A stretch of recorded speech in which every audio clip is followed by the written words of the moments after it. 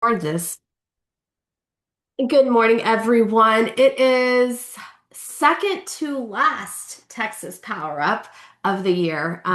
It is our fifth year doing these every week, and here we are wrapping up another awesome year, and we've got an awesome guest. Before we get started, any announcements, any gratitude, any shout outs that anyone wants to, needs to, desires to share this morning? Kevin Vorbeck, good morning, sir.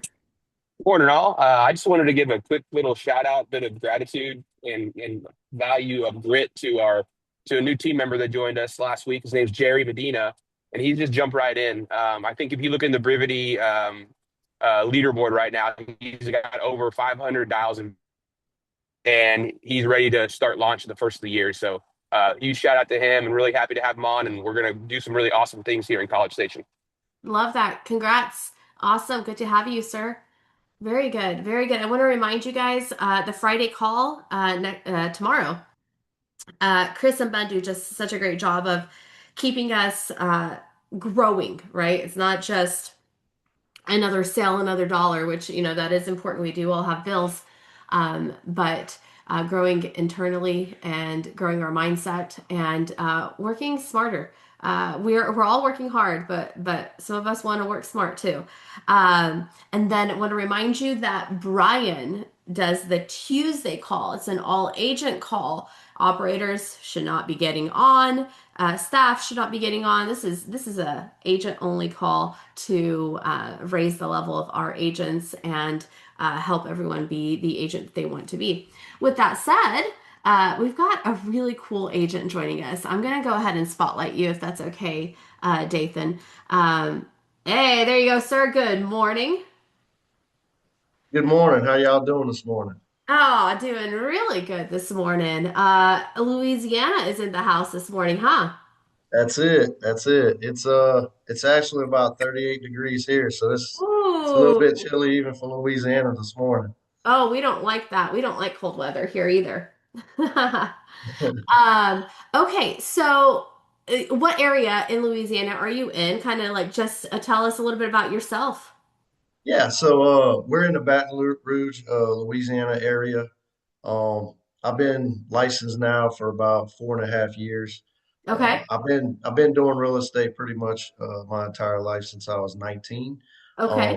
I just had a lot of different people, whether it was family and friends, reach out over the years. So that's what led me to getting my license and starting to help other people that was in my circle. I love that. So what were you doing before you had a license? For 13 years, I owned three college textbook stores. Okay, So I ran a business. I had one in Arkansas, a couple in Louisiana. I had an online textbook store. Amazon kind of, I saw the picture, the writing on the wall. They were kind of coming. So I sold and got out ahead of time. So I was always investing and doing something in real estate. So after that, that's when I got licensed and got it. kind of dove head in first. Yeah, you did. Because you guys, if you're just joining us, Dathan, he's from Louisiana. He had a textbook store, actually, several of them. And while it was good, it was good. And when he realized that tech was kind of taking over, he definitely pivoted, and chose real estate sales as the pivot point for his career. That was about what, 4.5 years ago now? Yes, ma'am. About 4.5 years ago. Nice, nice. Okay, so then take us back. Wasn't that during COVID? Yes, yes, ma'am. So it was Ah, during COVID. So that was a bit of a challenge because I was brand new. I yeah, was an individual agent. So what I knew best was, hey, in order if I'm going to be really good at real estate, I need to be watching and probably seeing and talking to the people that's been doing it at a high level, for a long period of time. And Tim is one of those guys. I met him back in '09.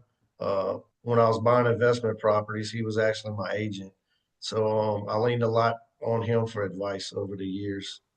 got it. Okay, so you met Tim because he was one of the buyer's agents on an investment property at some point. Yeah, And he became my agent. I met him through a friend.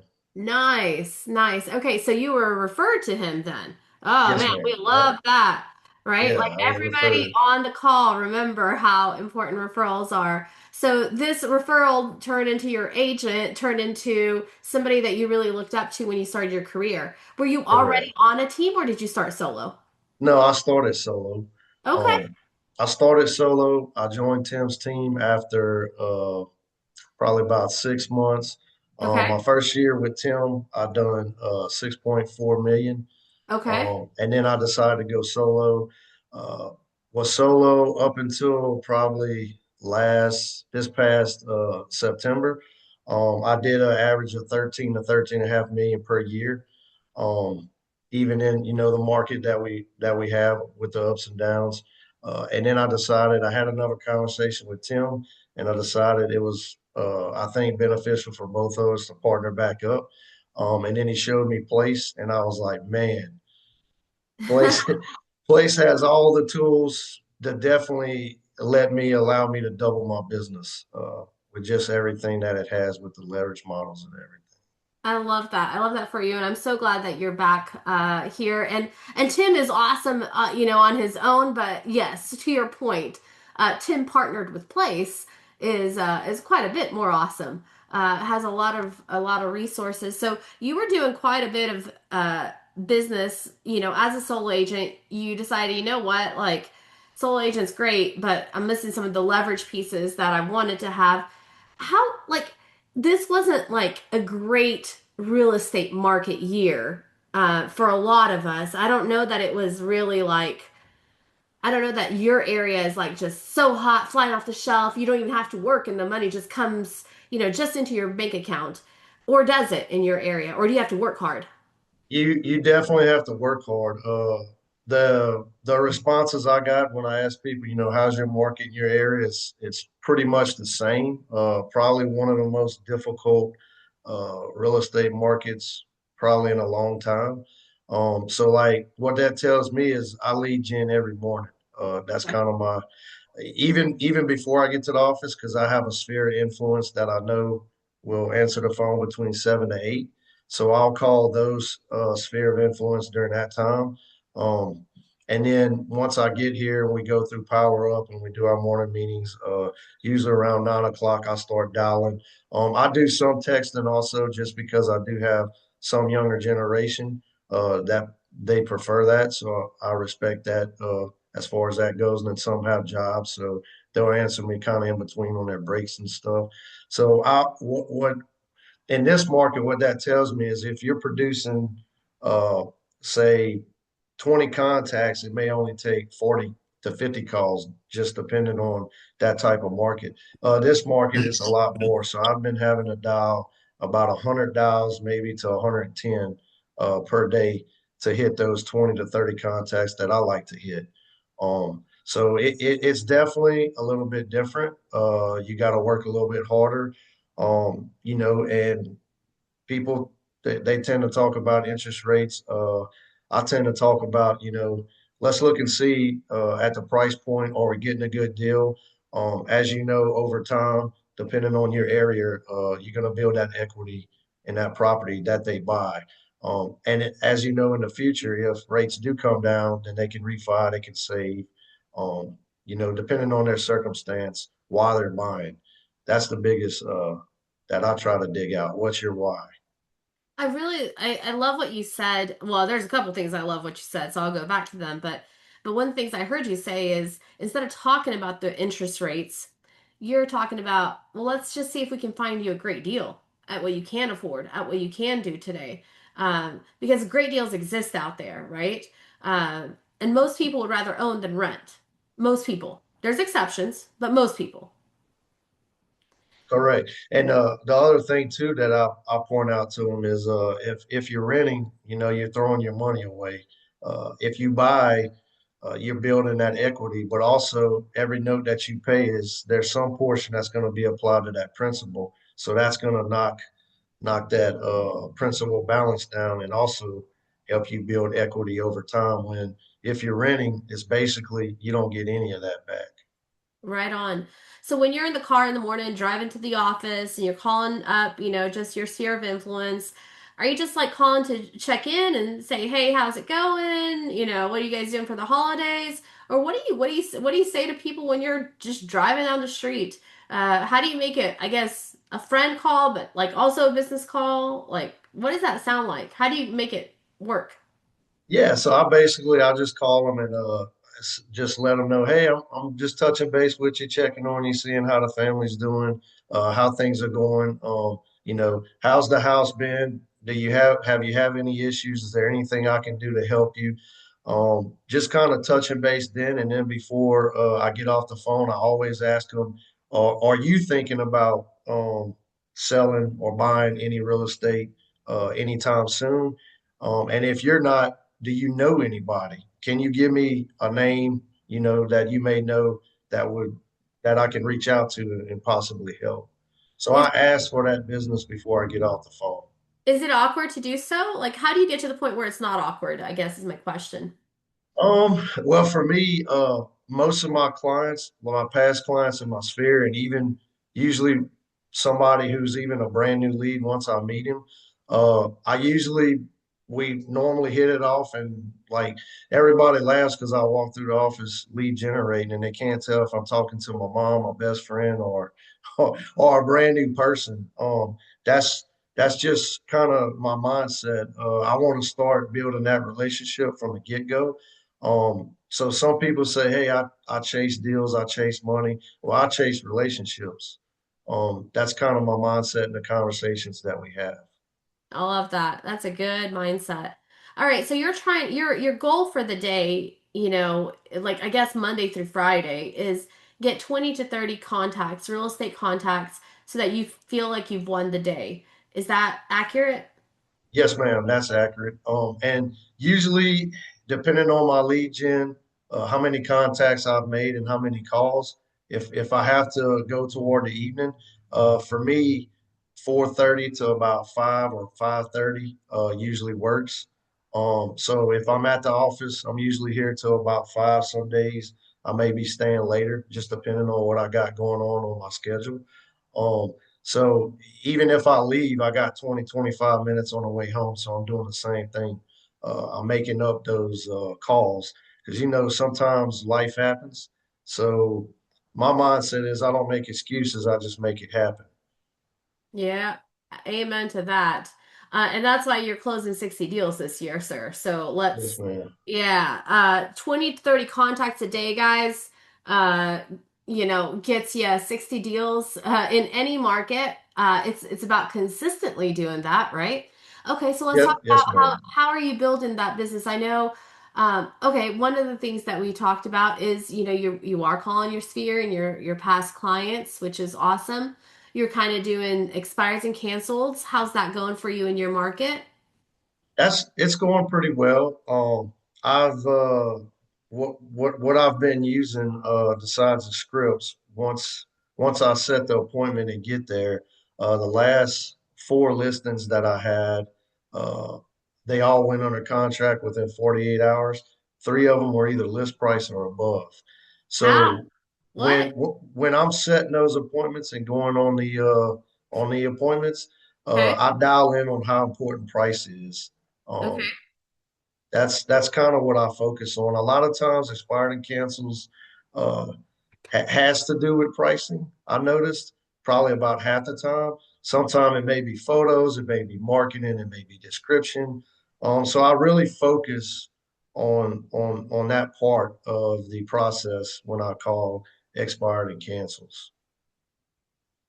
When say somebody, came off the market and it didn't sell, and it's price sometimes. How are you having that conversation with that client? I basically, once I get them on the phone, I ask a bunch of questions and I listen. That's the biggest thing. A lot of people, especially if they just had expired or canceled, sometime it may be an agent not communicating well. Put the house on the market, they might have not heard a whole lot. Maybe they needed a price reduction and never had that conversation. Maybe it could be that they were inconvenient a lot of times, maybe from just communication also. So I'm asking, what do you think went wrong over the last 6 months that you had your house listed?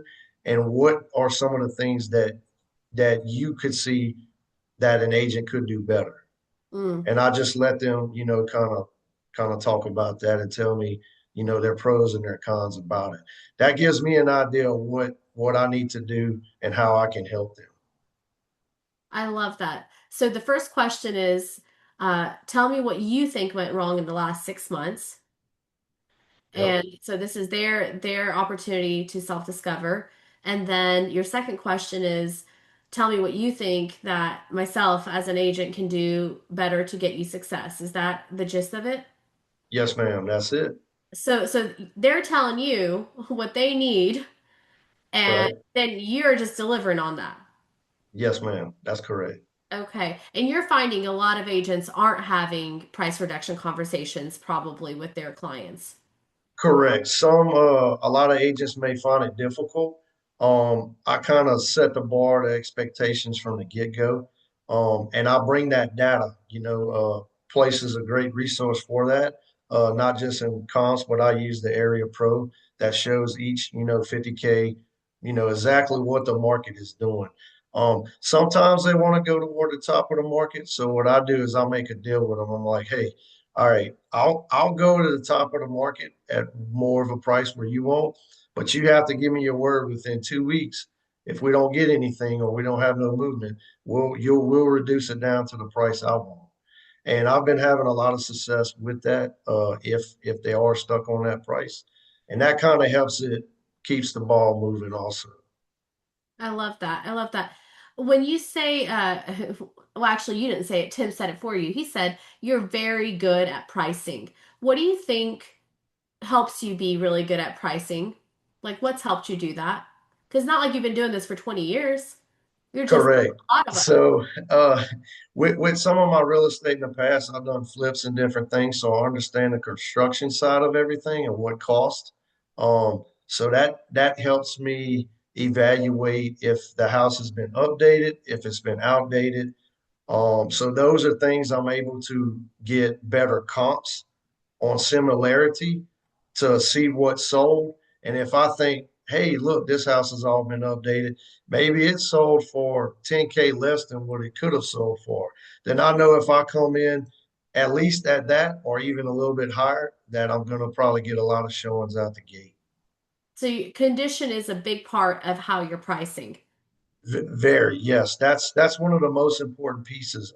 You could have a really good price in a really good area, a really good home, with a lot of amenities that have been upgraded, but it could be a little thing as just a door different color.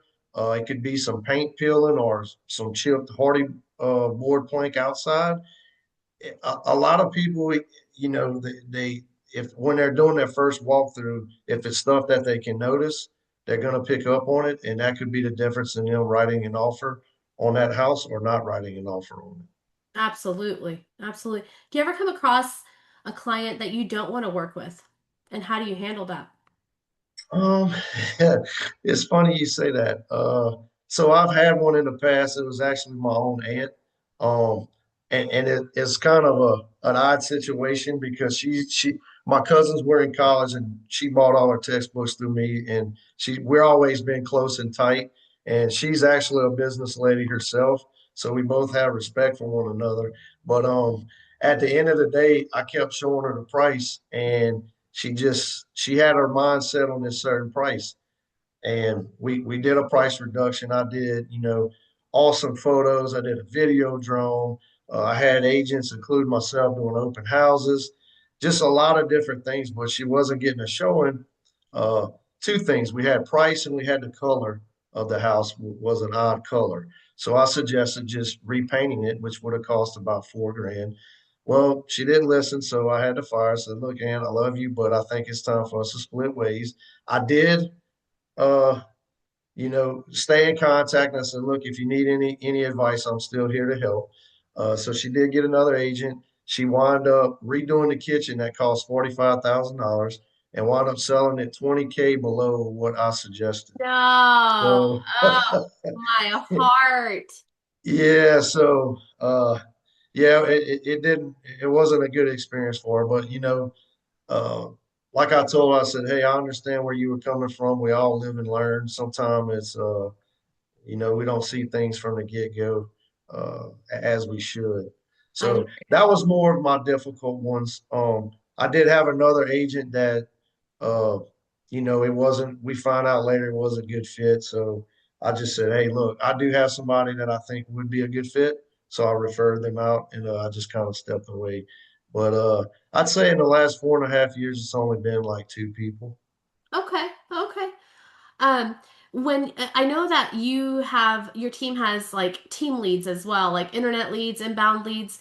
How are you finding success with those? Because some of them are just junk, and some of them are good. How do you determine that, or what's your secret to some of the success there? My secret on that is just basically the follow up. Even if they're just saying I'm just browsing, I kind of dig a little bit deeper to find out. All right, that's understandable. You're just browsing. But what if obviously you're looking for a reason. So are you looking for yourself? Are you looking for a family, a friend? I kind of get that conversation going and get that feedback so I know where I'm going with my next set of questions. And just saying, hey, if there was a perfect deal out there, what would that look like to you?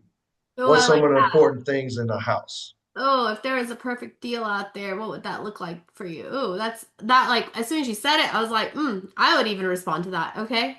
Like that. Yeah, so everybody wants a deal. So let's ignore, pricing. Let's ignore interest rates and all that stuff. What if I found you a deal good enough to where interest rates would matter? What would that look like?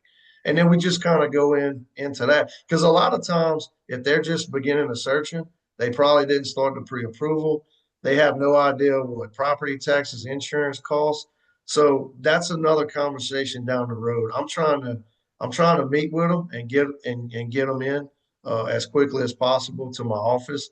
Or sometime if it's to meet at a property, I'm willing to do that just to get also an idea of what they're actually looking for.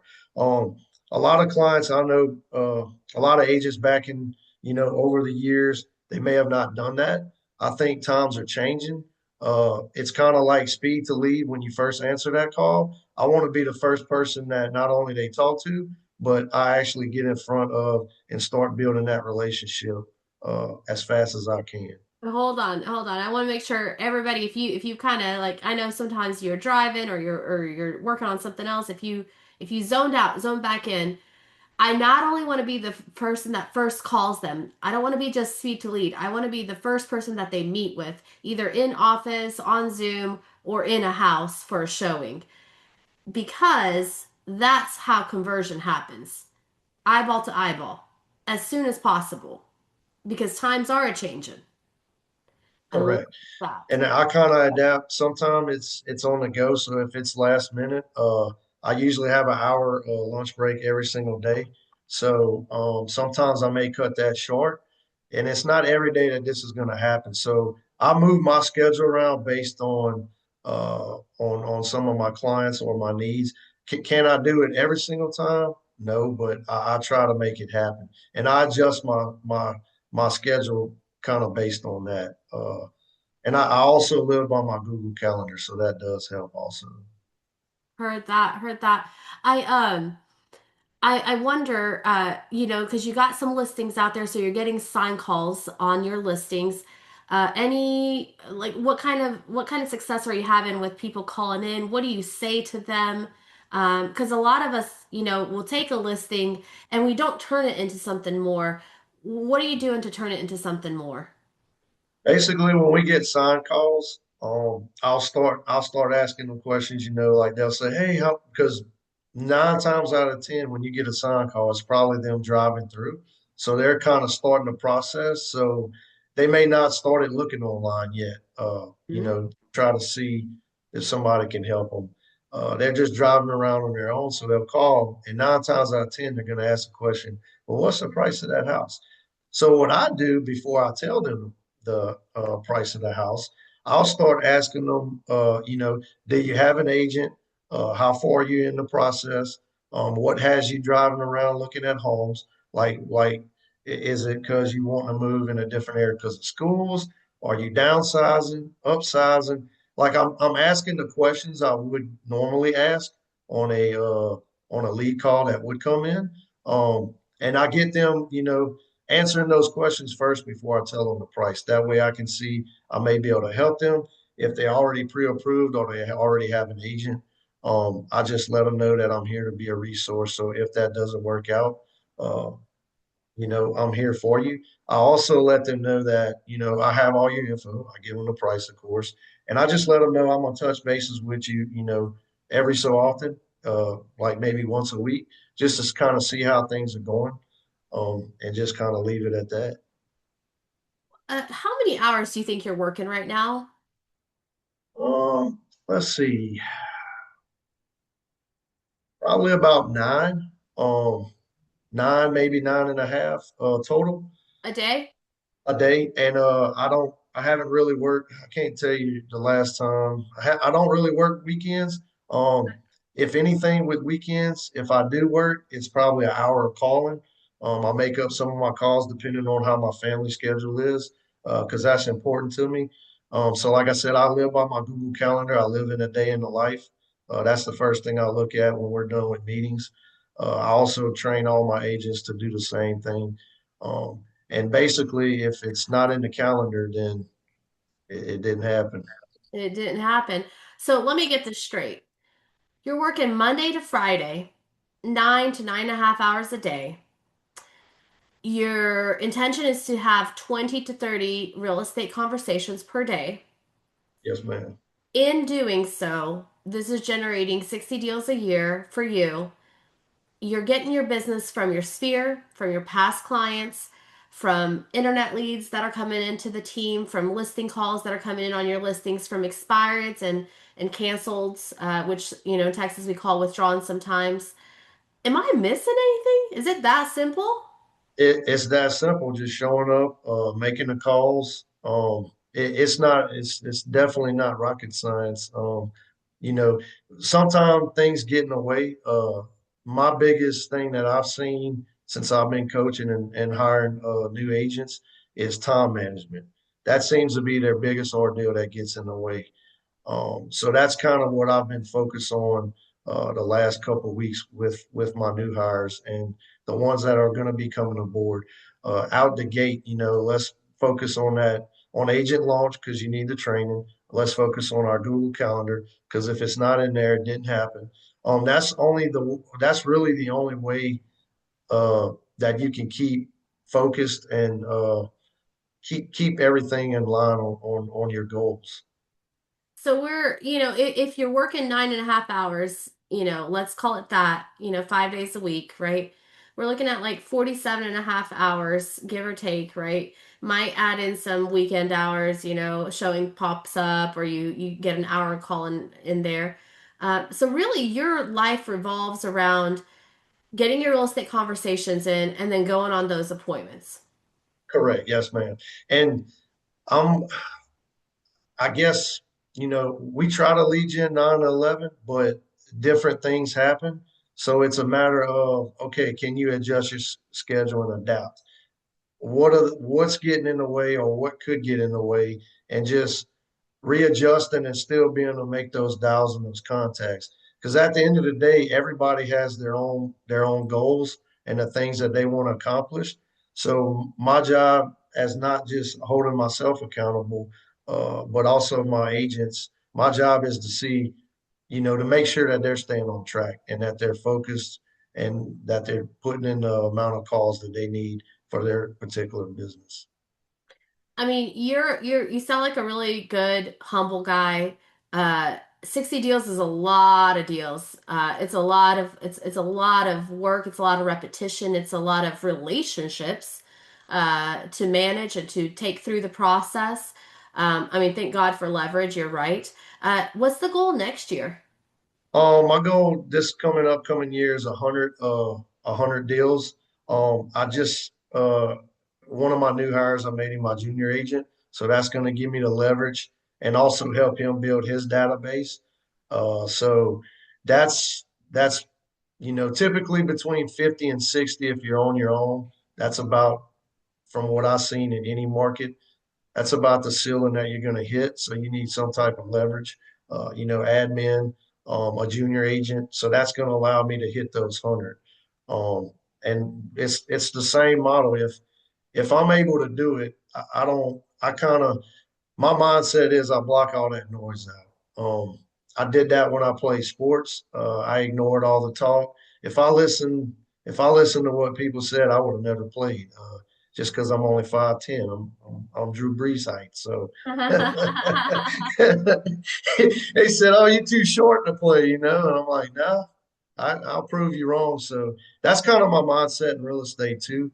I don't let all the noise and the things around me affect me. I know that if I make X, Y, Z amount of calls and I get to those contacts per day, my business is going to look like X, Y, Z at the end of the year. I mean, gosh, isn't that the truth? Will you do me a favor and put your contact information in chat if you can get a chance so that we can save you in Yeah, our phone and have you in there and just we'll just put Louisiana uh that I mean we'll just send you our referrals. He's in Baton Rouge, that Deanna, would be great. but he probably knows somebody else wherever you need in Louisiana. Um, Tim, is there anything I missed? Because I see you're on the call and you know Dathan, and man, you're good buds, you're good partners to each other. Anything I missed? Sorry, we're in Chicago. Kids are running around. So if you I hear a love loud that. noise, I love if you that. hear a loud Congrats. noise, no, listen, Dathan's a dog. He's not talk. It's all action. Um, he don't get overly worked up. I mean, he's even keel as you see him on this call most of the time. He shows up. He's an amazing leader. It's no, nothing. I mean, he does not make excuses. And I'm happy to be in partnership with this guy. Man, I love that. I love that. Appreciate that, man. Dathan, do you have any last advice? Do you have any either advice, counsel, coaching, book recommendations, anything that you would leave us with? We got agents on here who have been here 5, 10 years and sell a lot of real estate. And the market's still kicking our butts. We got agents that are brand new. Maybe they started this month, which is awesome. We all start somewhere. Any advice, any recommendations, anything that you would leave us with, maybe not even just real estate, you're an athlete, you're a business owner, you're a great real estate agent, you're a great leader. Anything you want to leave us with? Just at the at I'll tell you this. Uh, we have me and my junior agent. We have a plan January 1, where most people aren't probably going to be working. Mm. We're going to do expired and canceled since there's a lot of them that come up in our market, usually January 1. Um, so we're going to lead gen that right out the gate. That's going to help us get a get go from Jump Street. My one of my mottos is do what other agents aren't doing. That's how you pick up business that you wouldn't probably normally pick up.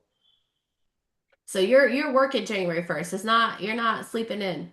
Yeah, no, I'm not sleeping in. I'm an early riser anyway, so I'm gonna make some dials and some expired and cancels, pick up some business, and usually about I'll probably do that between 9 and 10:30. So 10:30, the rest of the day is going to be family time. Uh, I would say that's important. Also, that's huge for me. I take every opportunity, every moment. I don't miss any kids events. Like I said, I follow that Google Calendar.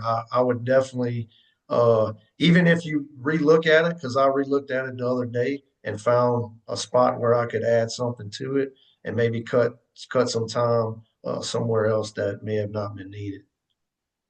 I love what you stand for. I love what you stand for me from our conversation as we wrap this up is you're a great dad, you're a great husband. Uh, you have things that are important to you, your faith, your business. You make it all work. You can have it all, and you're doing it because you're even keeled. You're following a calendar. You're doing it a day in the life. You're following a process, leaning into leverage, building out partnerships. It's a beautiful thing. It's a beautiful Yes, thing. yes, ma'am, it is. And I'm big on my faith. That's one thing I stand strong on as well. Without God, I definitely wouldn't be here. That's for sure. I love that. I love that you can have it all and it doesn't have to be shiny. It can be real normal because the rest of us in the world are real normal. And I love that you stand for that. Man, this has been good. Been really such a pleasure. I'd love to have you back to see how your year is going next year, your 100. It'll be awesome to see it happen for you and the difference it makes in your life. And we'll be inspired with you to do it. So I'm excited about that. Dathan put his contact information in chat. I'll send that out for everybody. And man, it's been a pleasure. Thank you so much for this morning, Dathan. Hey, absolutely. I appreciate y'all having me, and anything I can do to help y'all, I'm always a phone call or email away. Love it, love it. All right, Dathan, we'll see you next time. Tim, thanks for introducing us. Texas, everyone outside of Texas, we'll see you next week for our final one of the year. Bye, guys. Have a good one. Y'all too. See y'all. Bye.